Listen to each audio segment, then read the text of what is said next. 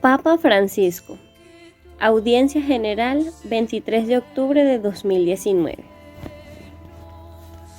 Queridos hermanos y hermanas, el libro de los Hechos de los Apóstoles nos dice que San Pablo, después de ese encuentro transformador con Jesús, es acogido por la Iglesia de Jerusalén, gracias a la mediación de Bernabé, y comienza a anunciar a Cristo.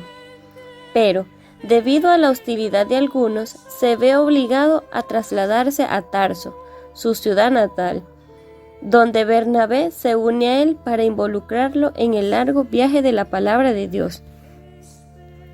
El libro de los Hechos de los Apóstoles, que estamos comentando en estas catequesis, puede decirse que es el libro del largo camino de la palabra de Dios. La palabra de Dios debe ser anunciada, y anunciada en todas partes. Este viaje comienza después de una fuerte persecución, pero esta, en vez de ser un compás de espera para la evangelización, se convierte en una oportunidad para ampliar el campo donde sembrar la buena semilla de la palabra. Los cristianos no se asustan, deben huir, pero huyen con la palabra y la difunden por todas partes. Pablo y Bernabé llegaron primero a Antioquía de Siria, donde se quedan un año entero para enseñar y ayudar a la comunidad a echar raíces. Anunciaban a la comunidad judía, a los judíos. Antioquía se convierte así en el centro de la propulsión misionera, gracias a la predicación con la que los dos evangelizadores, Pablo y Bernabé, llegan a los corazones de los creyentes, que aquí en Antioquía son llamados por primera vez cristianos. El libro de los Hechos revela la naturaleza de la Iglesia, que no es una fortaleza, sino una tienda capaz de ampliar su espacio y de dar cabida a todos. La Iglesia o es en salida o no es la Iglesia, o está en camino, ampliando siempre su espacio para que todos puedan entrar, o no es la Iglesia. Una iglesia con las puertas abiertas. Exhortación apostólica Evangelii Gaudium. Siempre con las puertas abiertas. Cuando veo una iglesia aquí, en esta ciudad, o cuando la veía en otra diócesis de donde vengo, con las puertas cerradas, creo que es una mala señal. Las iglesias siempre deben tener las puertas abiertas, porque son el símbolo de lo que es una iglesia, siempre abierta. La iglesia está llamada a ser siempre la casa abierta del Padre. De ese modo, si alguna quiere seguir una moción del Espíritu y se acerca buscando a Dios, no se encontrará con la frialdad de unas puertas cerradas. Exhortación apostólica Evangelii Gaudium. Pero esta novedad de las puertas abiertas, ¿a quién? A los paganos, porque los apóstoles predicaban a los judíos, pero también a los paganos. Venían a llamar a la puerta de la iglesia. Y esta novedad de las puertas abiertas a los paganos desencadena una controversia muy animada. Algunos judíos afirman la necesidad de hacerse judíos mediante las circunstancias para salvarse y luego recibir el bautismo. Dicen, si no se circuncidan conforme a la costumbre mosaica, no pueden salvarse. Es decir, no podrán recibir el bautismo más tarde. Primero el rito judío y luego el bautismo. Esta era su postura.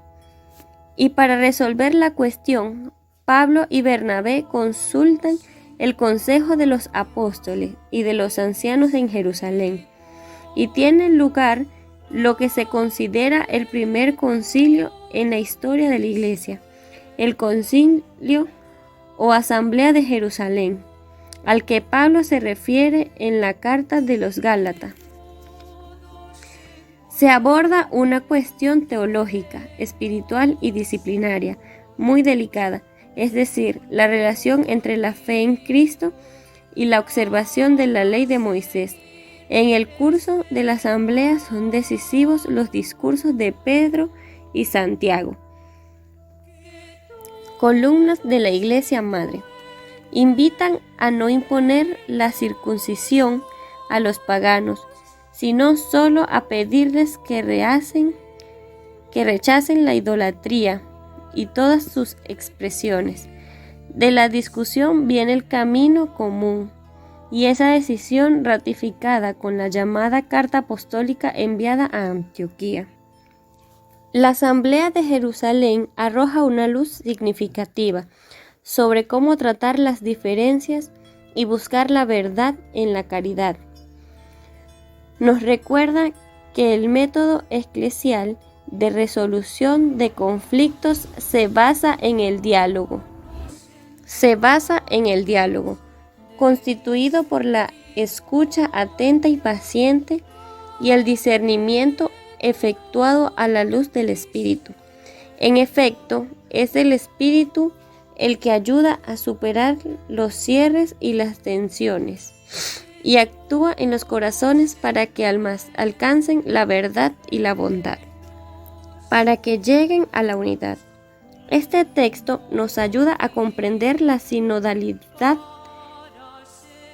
Es interesante como escribe en la carta, los apóstoles empiezan diciendo: el Espíritu Santo y nosotros pensamos que es propio de la sinodalidad, de la presencia del Espíritu Santo. De lo contrario, no es sinodalidad, es parlamento, otra cosa. Pidamos al Señor que fortalezca en todos los cristianos, especialmente en los obispos y sacerdotes, el deseo y la responsabilidad de la comunión, que nos ayude a vivir el diálogo, la escucha y el encuentro con nuestros hermanos y hermanas en la fe, y con los que están lejos, para gustar y manifestar la fecundidad de la Iglesia, llamada a ser en todos los tiempos madre jubilosa de muchos hijos.